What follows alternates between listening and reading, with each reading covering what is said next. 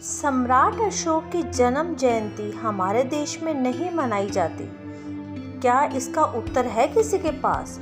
कैसे जानते हैं? जिस सम्राट के नाम के साथ संसार भर के इतिहासकार महान शब्द लगाते हैं, जिस सम्राट का राज चिन्ह अशोक चक्र भारतीय अपने ध्वज में लगाते हैं, जिस सम्राट का राज चिन्ह चार मुखी शेर को भारतीय राष्ट्रीय प्रतीक मानकर सरकार चलाते हैं और सत्यमेव जयते को अपनाते हैं, जिस देश में सेना का सबसे बड़ा युद्ध सम्मान सम्राट अशोक के नाम पर अशोक चक्र दिया जाता है, जिस सम्राट से पहले या बाद में कभी कोई ऐसा राजा या सम्राट नहीं हुआ जिसने अखंड भारत यानी नेपाल, बांग्लादेश, भारत, पाकिस्तान और अफगानिस्तान जितने बड़े भूभाग पर एक छत्र राज किया हो।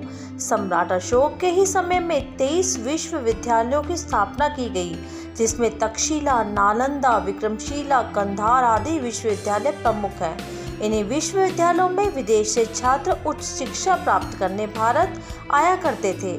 जिस सम्राट के शासनकाल को विश्व के बुद्धिजीवी और इतिहासकार भारतीय इतिहास का सबसे स्वर्णिम काल मानते हैं, जिस सम्राट के शासनकाल में भारत विश्व गुरु था, सोने की चिड़िया था, जनता खुशहाल और भेदभाव रहित थी, जिस सम्राट के शासनकाल में सबसे प्रख्यात महामार्ग ग्रेट ट्रंक रोड जैसे कई हाईवे बने, 2000 किलोमीटर लंबी पूरी सड़क पर दोनों ओर पेड़ लगाए गए, सराय बनाई गई, मानव तो मानव पशुओं के लिए भी प्रथम बार चिकित्सा घर खोले गए, पशुओं को मारना बंद कर दिया गया। ऐसे महान सम्राट अशोक जिनकी जयंती उनके अपने देश भारत में ही नहीं मनाई जाती और न ही कोई छुट्टी घोषित की जाती है।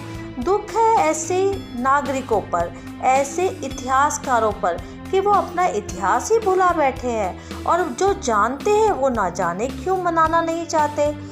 अशोक की जन्म तिथि 14 अप्रैल, जन्म वर्ष 302 ईसा पूर्व और उनका राज तिलक हुआ 2067 ईस्वी पूर्व, देहावान 232 ईसा पूर्व में। पिताजी का नाम बिंदुसार था और माताजी का नाम सुभद्राणी। जो जीता वही चंद्रगुप्त न होकर जो जीता वही सिकंदर कब और कैसे बन गया, जबकि सभी जानते हैं कि सिकंदर की सेना ने चंद्रगुप्त मौर्य के प्रभाव को देखते हुए लड़ने से मना कर दिया था। बहुत ही बुरी तरह से उनका मनोबल भी टूटा था और वापस वो लौट गए थे।